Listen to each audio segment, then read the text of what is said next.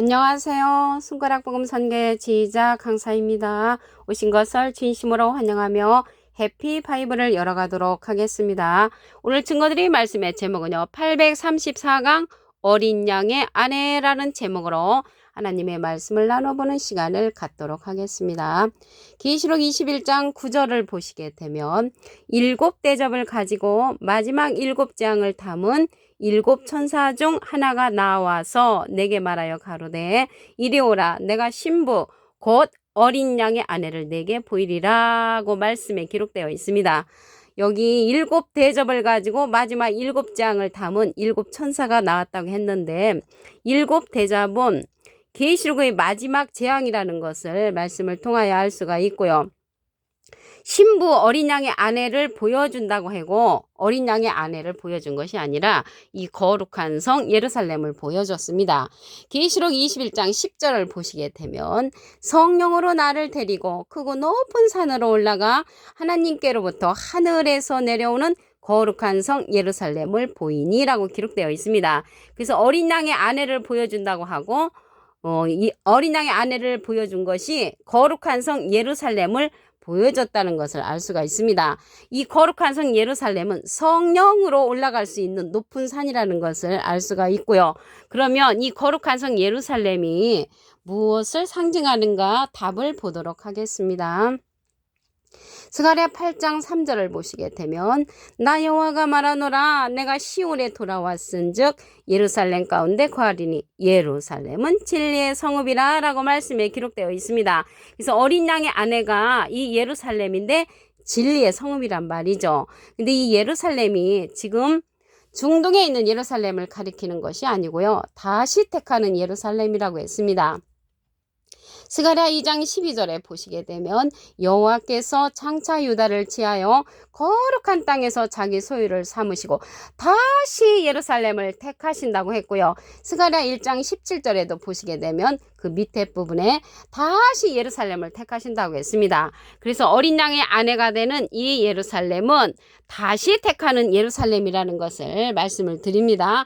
그러면 이 예루살렘에 성령으로 갔다고 했거든요. 성령으로 하늘에서 내려오는 거룩한 성 예루살렘을 보여줬기 때문에 우리도 이러한 성령으로 말미암아 이러한 예루살렘 성의 거함으로 말미암아 어린 양의 아내가 될 수 있다는 것을 말씀을 드립니다.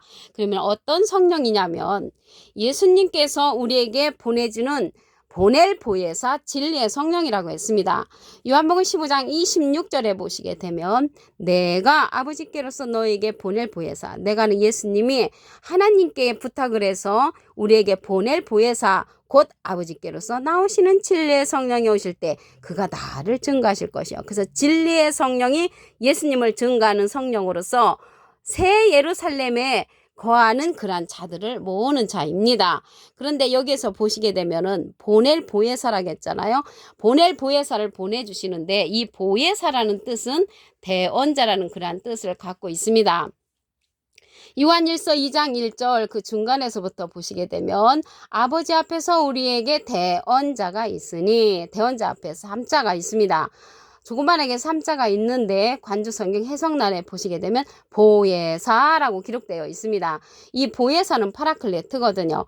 헬라어로는 파라클레토스로 곁에 파라와 부름받은 클레토스란 말의 합성어로 도움을 주기에 곁에 부름받은 자, 사람을 상징한다는 것을 알 수가 있고요.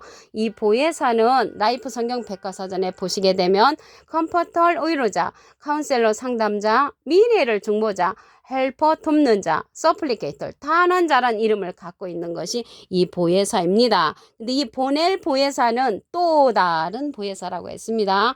요한복음 14장 16절에 보시게 되면 내가 아버지께 구하겠으니 예수님이 하나님께 부탁을 해서 그가 또 다른 보혜사를 너에게 주사 영원토록 너희와 함께 있게 하시리니 저는 진리의 영이라고 했습니다. 그래서 진리의 영은 진리의 성령을 우리에게 예수님이 보내주신다는 것을 알 수가 있습니다. 이 보혜사 성령은 모든 것을 가르친다고 했고 예수님의 이름으로 보내는 성령이라고 했습니다. 요한복음 14장 26절을 보시게 되면 보혜사 곧 아버지께서 내 이름으로 보내실 성령, 예수님의 이름으로 보내는 성령이란 말이죠. 예수님은 비둘기 같은 성령을 받으셨지요. 그가 너희에게 모든 것을 가르치시고, 그래서 모든 것을 가르치는 그 보혜사 성령은 진리의 성령으로서 우리는 유일하게도 이 진리의 성령은 가르침을 받아야 한다는 것을 알 수가 있고요. 내가 너에게 말한 모든 것을 생각나게 한다고 했습니다. 그래서 이러한 보혜사 성령은 우리가 가르침을 받아야 하고, 이 보혜사 성령은 진리의 성령이라고 했습니다. 이 진리의 성령은 모든 진리 가운데로 인도한다고 했습니다. 요한복음 16장 13절을 보시게 되면 진리의 성령이 오시면 그가 너희를 모든 진리 가운데로 인도하시리니 그가 자의로 말하지 않고 오직 듣는 것을 말하시며 장래를 우리에게 알려준다고 했습니다. 예수님의 영광을 나타내고 예수님의 것을 가지고 우리에게 알려주는 성령은 진리의 성령이라는 것을 알 수가 있습니다. 나를 증거하실 것이요, 예수님을 증거하는 성령이 진리의 성령이고, 예수님은 비둘기 같은 성령을 받으셨다는 것을 말씀을 드립니다. 우리가 전에 받았던 방언 성령, 예언 성령, 투시 성령, 지식 성령, 병 고치는 성령들은 패한다고 했습니다. 고린도전서 13장 8절에 보시게 되면 사랑은 언제까지든지 떨어지지 아니하나 예언도 패하고 방언도 그치고 지식도 패한다고 했습니다. 부분적인 성령이기 때문에 패하고요. 온전한 것이 올 때는 부분적으로 하던 것들은 패한다고 했습니다. 온전한 성령은 모든 진리 가운데로 인도하는 진리의 성령이라는 것을 말씀을 드립니다. 그 어린 양의 아내를 보여준다고 하고 예루살렘을 보여줬잖아요. 그러면 이 예루살렘은 아래에 있는 예루살렘이 있는가 하면 위에 있는 예루살렘도 있다고 했습니다. 갈라디아서 4장 26절에 보시게 되면 오직 위에 있는 예루살렘은 자유자니 곧 우리 어머니라. 우리의 어머니가 되는 그 예루살렘은 위에 있는 예루살렘이라는 것을 알 수가 있습니다. 이 예루살렘이 진리의 성읍이라고 했잖아요. 그래서 어린 양의 아내가 되는 그러한 자들은 이 진리의 성읍 안에 거하는 자들이므로 진리를 받은 자라는 것을 알 수가 있습니다. 위에 있는 예루살렘이 우리 어머니라고 했는데 자유자라고 했거든요. 그래서 자유는 진리가 있을 때 자유할 수가 있습니다. 요한복음 8장 32절에 보시게 되면 진리를 알지니 진리가 너희를 자유케 하리라. 그래서 우리를 자유케 하는 것은 위에 있는 예루살렘이 우리를 자유케 하고 우리의 어머니가 된다고 했습니다. 우리의 어머니 하니까 생각나는 사람들이 있죠. 어머니 하나님이라고 하는데 어머니 하나님은 절대적으로 없습니다. 어머니 하나님이 아니고 우리의 어머니가 되는 것은 위에 있는 예루살렘이라는 것을 말씀을 드립니다. 이 위에 있는 예루살렘이 거룩한 성 새 예루살렘입니다. 계시록 21장 2절에 보시게 되면 내가 보매 거룩한 성 새 예루살렘이 하나님께로부터 하늘에서 내려오니 그 예비한 것이 신부가 남편을 위하여 단장한 것 같더라. 그래서 신부가 무엇을 준비를 하냐면 이 예루살렘 성에 들어와야 할 그러한 예수님의 신부의 자격을 갖추는 자들을 이 새 예루살렘에서 진리의 성령으로서 많은 사람들을 양육한다는 것을 알 수가 있습니다. 여기 하늘에서 내려온다고 했잖아요. 거룩한 성 예루살렘이. 이게 하늘이라고 하니까 실질적으로 저 위에 있는 하늘을 말하는 것이 아니고요. 요한복음 3장 13절에 보시게 되면 하늘에서 내려온 자 곧 인자 외에는 하늘에 올라간 자가 없다고 했습니다. 예수님 하늘에서 오셨다고 했는데 실질적으로는 마리아 뱃속을 통해서 나오셨죠. 그래서 여기에서 하늘에서 내려온다는 것은 예수님을 진리로서 이 세상에 하나님께서 보내셨잖아요. 그래서 하늘에서 내려오는 것은 진리 가운데 거한 자들을 말하는 것입니다. 계시록 19장 7절 그 중간에서부터 보시게 되면 어린 양이 혼인 기약에 이르렀고 그 아내가 예비하였으니 그에게 허락하사 빛나고 깨끗한 세마포를 입게 하셨은즉 이 세마포는 성도들의 옳은 행실이라고 했습니다. 그래서 어린 양의 아내가 거룩한 성 예루살렘에 거하는 자들을 세마포를 입게 한다고 하는 것은 말씀의 옷을 입는 것입니다. 에베소서 6장 11절에 보시게 되면 하나님의 전신갑주를 입으라고 했죠. 그래서 이 전신갑주는 에베소서 6장 17절에 보시게 되면 하나님의 말씀을 가지라. 그래서 진리의 말씀을 가진 자들이 이 예루살렘 진리의 성읍 가운데 모여 있으므로 예수님의 신부의 자격을 갖추는 그러한 자들이라는 것을 말씀을 드립니다. 계시록 21장 9절을 보도록 하겠습니다. 일곱 대접을 가지고 마지막 일곱 장을 담은 일곱 천사 중 하나가 나와서 내게 말하여 가로되 이리 오라. 내가 신부 곧 어린 양의 아내를 내게 보이리라 하고 이러한 거룩한 성 예루살렘을 보여줬습니다. 계시록 21장 10절에 보시게 되면 성령으로 나를 데리고 크고 높은 산으로 올라가 하나님께로부터 하늘에서 내려오는 거룩한 성 예루살렘을 보여줬단 말이죠. 이 거룩한 성 예루살렘에는 이러한 신부의 자격을 갖추는 그러한 자들이 모여있는 장소입니다. 예루살렘에 관해서 말씀을 보도록 하겠습니다. 스가랴 8장 3절을 보시게 되면 나 여호와가 말하노라 내가 시온에 돌아왔은즉 예루살렘 가운데 거하리니 예루살렘은 진리의 성읍이라. 그래서 예루살렘이 진리의 성읍인데 이 예루살렘은 지금 중동에 있는 그러한 예루살렘이 아니고요. 다시 택하는 그러한 예루살렘이라고 했습니다.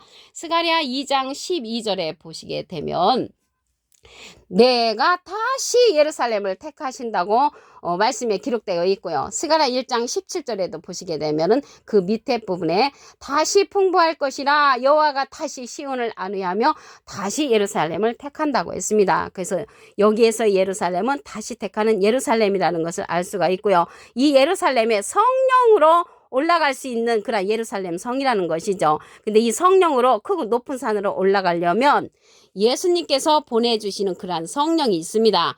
요한복음 15장 26절에 보시게 되면 내가 아버지께로서 너에게 보낼 보혜사 곧 아버지께로서 나오시는 진리의 성령이 오실 때 그가 나를 증거하실 것이요. 예수님을 증거하는 성령은 진리의 성령으로서 보낼 보혜사라고 했습니다. 이 보낼 보혜사가 나왔는데요. 보혜사는 대언자라는 그러한 뜻을 갖고 있습니다. 요한일서 2장 1절 그 중간에서부터 보시게 되면 만일 누가 죄를 범하면 아버지 앞에서 우리에게 대언자가 있으니 대언자 앞에 조그만하게 3자가 있습니다. 관조 성경 해석란에 보시게 되면 보혜사라고 기록되어 있습니다. 이 보혜사가 대언자라는 뜻을 갖고 있으니까 예수님은 하나님의 대언자 보혜사시고요. 예수님을 대언하는 대언자는 또 다른 보혜사라고 했습니다. 요한복음 14장 16절에 보시게 되면 내가 아버지께 구하겠으니 그가 또 다른 보혜사를 너에게 주사 영원토록 너희와 함께 있게 하시리니 저는 진리의 영이라고 했습니다. 그 진리의 영은 진리의 성령으로서 예수님을 증거하는 성령이라고 했고요. 이러한 보혜사 성령은 예수님의 이름으로 보내는 성령이라고 했습니다. 요한복음 14장 26절을 보시게 되면 보혜사 곧 아버지께서 내 이름으로 보내실 성령 예수님의 이름으로 보내는 성령 그가 너희에게 모든 것을 가르치시고 모든 것을 가르치니까 이 보혜사 성령 진리의 성령은 우리가 모든 것을 가르침을 받아야 한다는 것을 말씀을 드리고요. 내가 너에게 말한 모든 것을 생각나게 한다고 했습니다.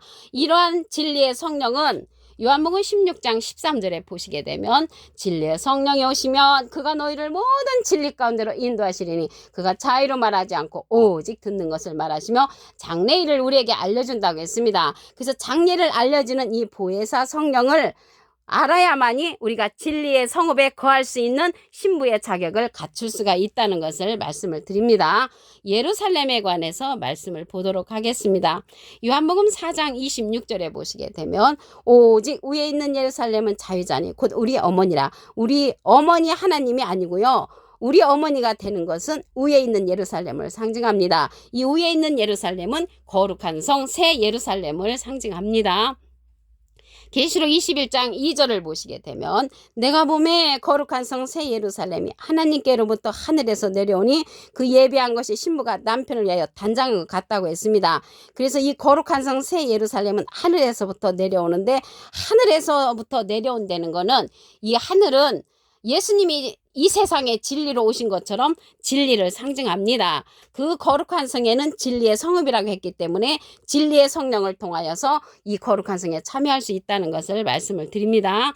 계시록 19장 7절을 보도록 하겠습니다. 중간에서부터 어린 양의 혼인 기약이 이르렀고 그 아내가 예배하였으니 그에게 허락하사 빛나고 깨끗한 세마포를 입게 하셨은즉 이 세마포는 성도들의 옳은 행실이라.